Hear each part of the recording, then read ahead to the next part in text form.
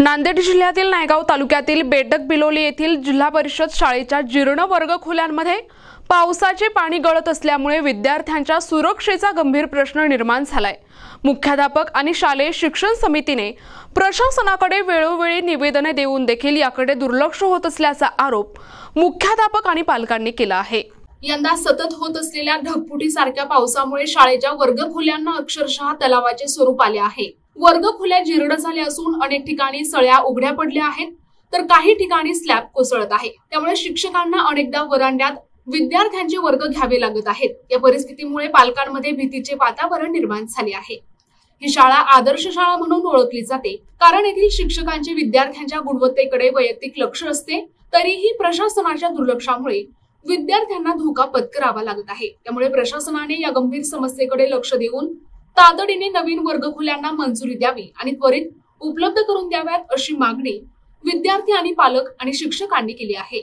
यावेळी मुख्याध्यापक Mundkar sir, Shinde sir, Jadhav sir, Rahul Patil Nakate, शालेय शिक्षण समितीचे अध्यक्ष ज्ञानेश्वर पाटील पवार, पोलीस पाटील भागवत पाटील भूताळे, माजी सरपंच प्रतिनिधी उत्तमराव रोडेवार, सामाजिक कार्यकर्ते गजानन पाटील नकाते, तंटामुक्त समितीचे अध्यक्ष श्रीराम पाटील पवार, संभाजी पाटील पवार यांच्यासह अनेक नागरिक उपस्थित होते।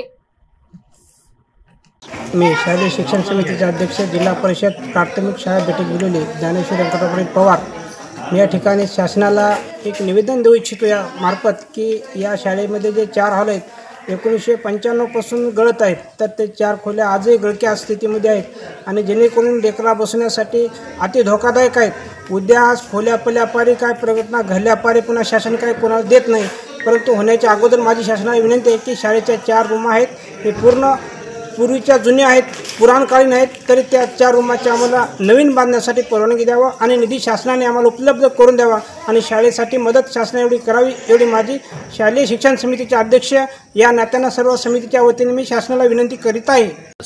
मी श्री मुंडकर मारुती तुळशीराम, मुख्याध्यापक जिल्हा परिषद प्राथमिक शाळा बेडक येथे कार्यरत असून आम्ही या बांधकामासाठी प्रशासनाचे जे लेखी पत्र येतात त्यावेळेस आम्ही आमच्या जिल्हा परिषद शाळेमध्ये 4 खोल्या गळत्या आहेत असं लेखी पुरावा करतो।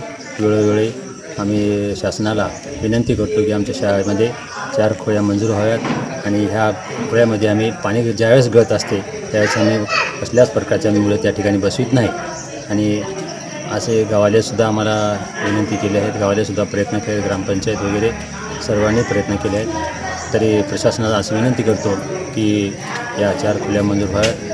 मी गजानन रामराव नकाते, मी बेडक बिलोलीचा नागरिक आणि माझा पाली या शाळेमध्ये शिकत आहे। तर या शाळेमध्ये शिकत असताना ज्या ज्या वेळेस पाऊस पडतो त्या वेळेस या गळक्या खोल्या आहेत। जवळपास हे खोल्या 50 वर्षापासून जुन्या आहेत, तर छत गळते, खोल्या सगळे अडकळीच आहेत। पाऊस ज्यावेळेस पडत आहे त्यावेळेस मुलांना देखील आता शिक्षक त्या खोल्यामध्ये बसवत नाहीत। एका वर्गामध्ये 3-3 वर्ग कोंबत आहेत। त्यामुळे की शासनाने जिल्हा परिषदेनं जे या खोल्या पुनर्बांधून आपणाला कसं या शाळेला देता येईल हे बघावं आणि गावातल्या सरपंचांनी भरपूर वेळेस पाठपुरावा केले, आमची शालेय समितीनं पाठपुरावा केले, तरी कसल्याच पद्धतीची इथं खोल्या उपलब्ध होत नाही। त्यासाठी शासनाने याकडे लक्ष देऊन खोल्या तेवढं उपलब्ध करून द्यावेत अशी मी शासनाला तुमच्या मार्फत विनंती करतो। प्रतिनिधी हनुमंत चंदनकर, NTV न्यूज मराठी, नांदेड।